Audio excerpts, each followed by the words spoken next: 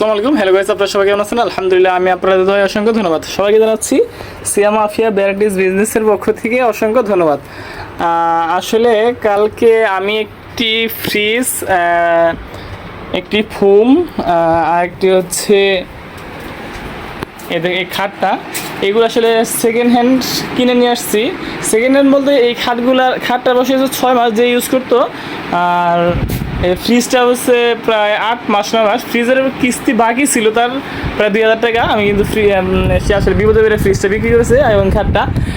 যদি কারো ইমার্জেন্সিভাবে কারো খাট বা ফ্রিজ দরকার, আমার সাথে যোগাযোগ করতে হবে না। আর আসলে মূলত আমার এটা বিক্রি ওটা আমার পক্ষে আমাকে ইমার্জেন্সি দাঁড়িয়েছে, কারণ ঈদ উপলক্ষে এখানে কসমেটিক্স প্লাস যে কাপড়ের যে আইটেমটা উঠেছে নাকি, এগুলা বিক্রি করার জন্য এই প্লেসটা কি খালি প্রয়োজন।